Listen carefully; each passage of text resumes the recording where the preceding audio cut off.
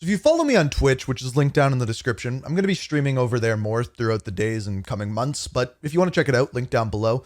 If you follow me over there, you would know that this week I finally unlocked the Interstellar Camo. And needless to say, I actually found it really easy. And we're going to talk about that in this video, discuss the easiest way to actually unlock the Interstellar Camo. But more importantly than that, I want to discuss how this affects Call of Duty as a whole, because doing this and going through that grind changed my opinion on not just multiplayer, but Call of Duty as a whole, because I think it says a lot about what it means for the Call of Duty player base as a whole. And that's kind of the main thing that I want to talk about in this video, but I'm also going to show you the easy way that I unlocked it as well. So without further ado, this is what happened a couple days ago.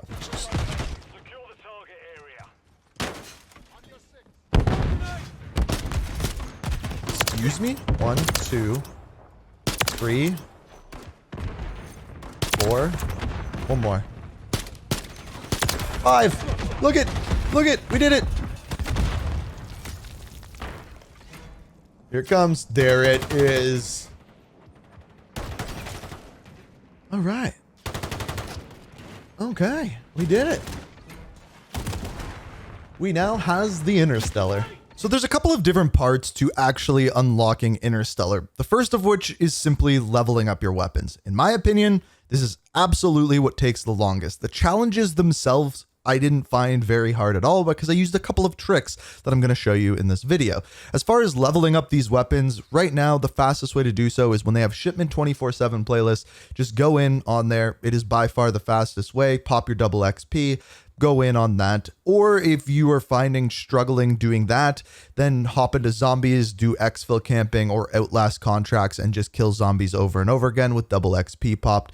That is the part that takes the longest, and that is the grindiest of all of the parts. The other thing I will mention is if you have a gun that you're not good with, or if, for example, I didn't enjoy doing the sniper rifle challenges, I just didn't do that class of weapons because you don't have to complete all of the weapons now that they have added DLC weapons. So if there's a weapon you're having trouble with, just skip it. There's other weapons that you can recover with. So after this, you have the weapon challenges. And when I was playing on shipment, I could pretty much complete all of the weapon challenges to unlock gold or gilded in pretty much one game playing on shipment. No matter what the challenges were, I could pretty much do that. So I was always completing a primary and secondary weapon at the same time, because if I finished my primary weapon, I would hop over to that secondary weapon. And if they were easy challenges, I'd have a second class set up ready to go to complete those challenges. The way I was doing this so fast was playing either a small map mosh pit, or I was playing on shipment 24/7 or ship house or things along those lines. And in doing this, I was also playing on hardcore, and hardcore is the absolute key, because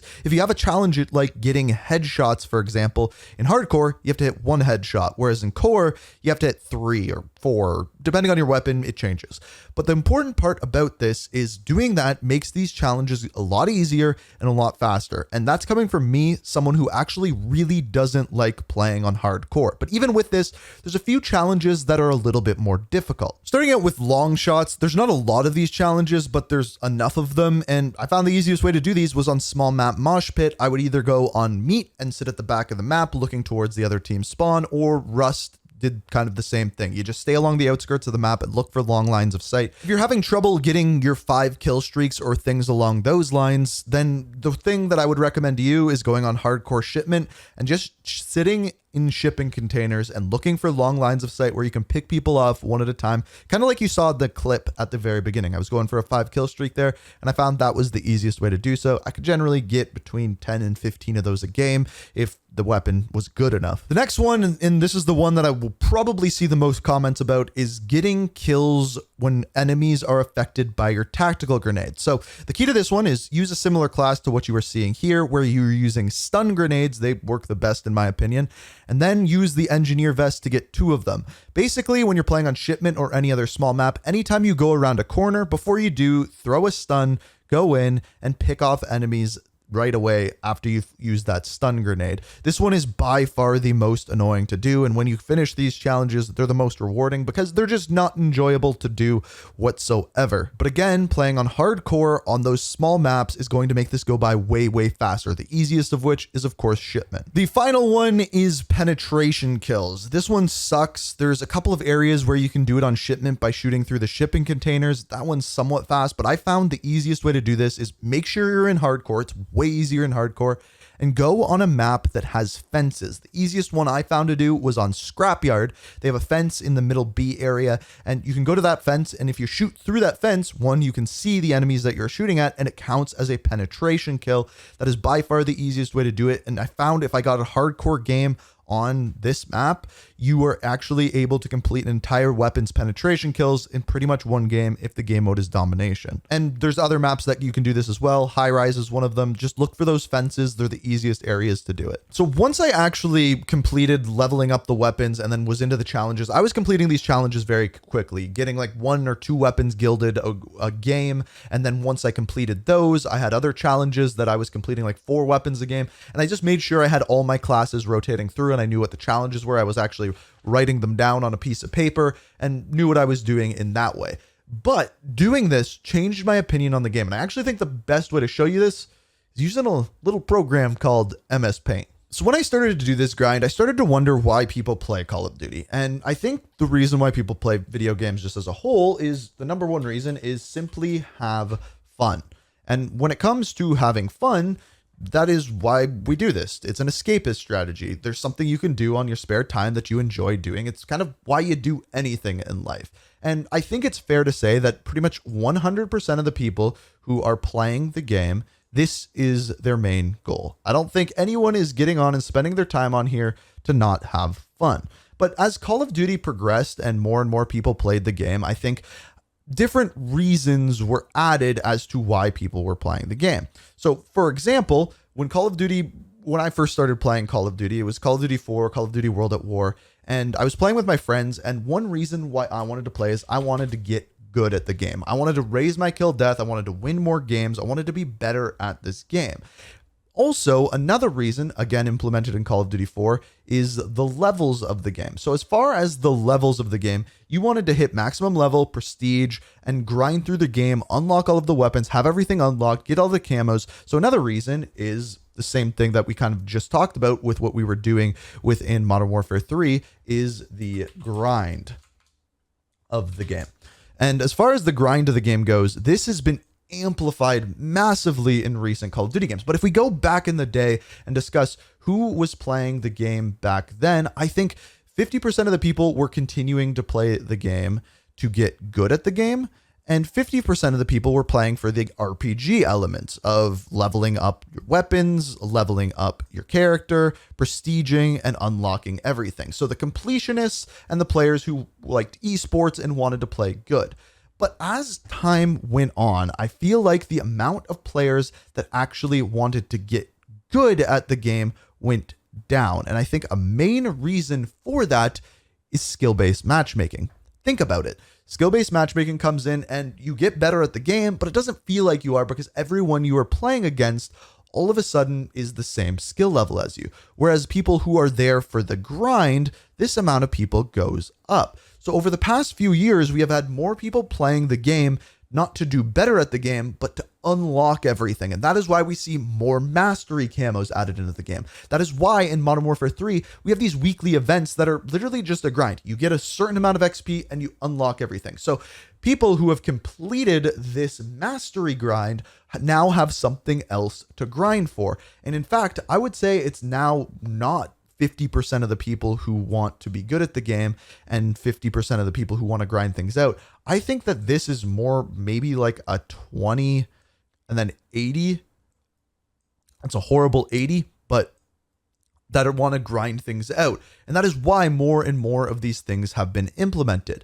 But the thing is what happens when 80% of the people who are playing the game want to grind things out, complete them. Like I just completed Interstellar. All of a sudden there is nothing to do. Hence why they're adding in these weekly events, seasons to get that battle pass completed. But as a whole, once you're done those, there's not as many things that are as rewarding. I find the most rewarding things you can do are these mastery grinds. And they've done a good job of implementing the zombies one, which I'm currently working on now that I've completed Interstellar.